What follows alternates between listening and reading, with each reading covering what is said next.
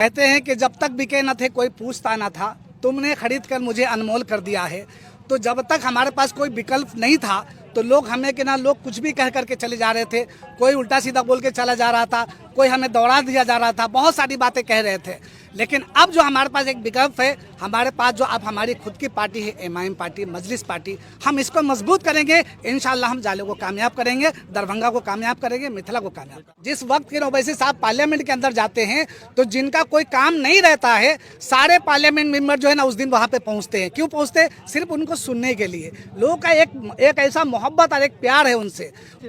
अब्दुल बारी साहब आरजेडी के नेता हैं, उन्होंने असदुद्दीन ओवैसी के दौरे पर यह साफ तौर पे कहने की कोशिश की है कि भारतीय जनता पार्टी को वो मदद पहुंचाते हैं।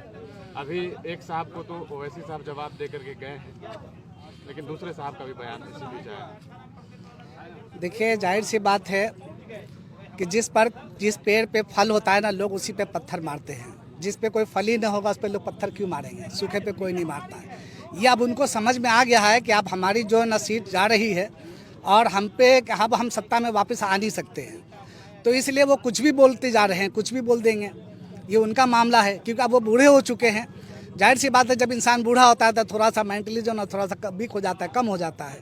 तो वो अपने हिसाब से बोल रहे हैं, वो एक जिम्मेदार आदमी है, लेकिन उसको इस तरह से नहीं कहनी चाहिए। क्योंकि जाहिर सी बात है, आज जो नौजवान है, जो जोश है नौजवानों के अंदर में, अभी के टाइम जो आप देख रहे हैं मिथिलांचल की धरती पे, ये आप लोगों के सहयोग से, आप लोगों की मोहब्बत से जो इतने सारे लोग यहाँ पे जमा हुए थे, ये किसके लिए जमा हुए थे? ओवैसी साहब के लिए जमा हुए थे। ओवैसी साहब को देखने के लिए जमा हुए थे। जिस वक्त के ओवैसी साहब पार्लियामेंट के अंदर जाते हैं तो जिनका कोई काम नहीं रहता है, सारे पार्लियामेंट मेंबर जो है ना उस दिन वहाँ पे पहुँचते हैं। क्यों पहुँचते हैं? सिर्फ उनको सुनने के लिए। लोगों का एक ऐसा मोहब्बत और एक प्यार है उनसे। उसी तरीके से लोग यहाँ पहुँचे हैं उनसे मोहब्बत और प्यार के लिए। आज जाहिर सी बात है, उन्होंने कई सीटों का जो उन्होंने कहा है कि हम यहाँ लड़ेंगे। हम तो चाह रहे हैं कि दरभंगा के अंदर में जितनी सीटें हैं, हर सीट पे सदर साहब ऐलान करें और हर सीट पे हम लोग मेहनत से काम करेंगे और हर सीट पे हम लोग कामयाब होंगे। क्या लगता है ओवैसी साहब की यात्रा से मिथिलांचल के साथ जो न्याय नहीं हो पाया, वो न्याय हो पाएगा? जाहिर सी बात है, वो न्याय होगा। जाहिर सी बात है। देखिए, कहते हैं कि जब तक बिके न थे कोई पूछता न था, तुमने खरीद कर मुझे अनमोल कर दिया है। तो जब तक हमारे पास कोई विकल्प नहीं था तो लोग हमें कि ना लोग कुछ भी कह करके चले जा रहे थे। कोई उल्टा सीधा बोल के चला जा रहा था, कोई हमें दौड़ा दिया जा रहा था, बहुत सारी बातें कह रहे थे। लेकिन अब जो हमारे पास एक विकल्प है, हमारे पास जो अब हमारी खुद की पार्टी है, एमआईएम पार्टी, मजलिस पार्टी, हम इसको मजबूत करेंगे। इंशाल्लाह हम जाले को कामयाब करेंगे, दरभंगा को कामयाब करेंगे, मिथिला को कामयाब करेंगे। एक सवाल है, सीमांचल यात्रा पर असदुद्दीन ओवैसी जब इससे पहले गए थे तो वहाँ 4 दिन जी, मिथिलांचल वो आए और मुझे लगता है 4 घंटे में यात्रा खत्म हुई।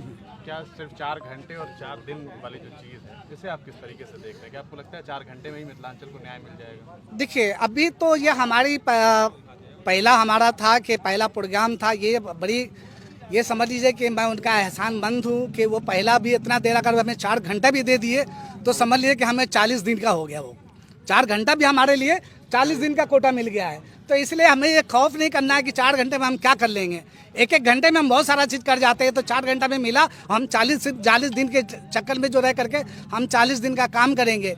और इंशाल्लाह बिल 10 या 15 दिन के बाद फिर से आने वाले हैं। वो फिर आएंगे, फिर काम करेंगे, फिर एक जोश दिखाएंगे। जाहिर सी बात है, वो अब हम लोग जो बैटरी जो डाउन हो गई है ना, उस बैटरी को अब वो चार्ज करने आ रहे हैं। और जब बैटरी जब चार्ज हो जाएगी तो इंशाल्लाह पूरे मिथिलांचल के अंदर रोशन करेगा। आपका परिचय? मेरा नाम मुबारक हुसैन उर्फ मोहम्मद प्यारे। मैं जाले विधानसभा अध्यक्ष भी हूँ और भाभी प्रत्याशी भी हूँ।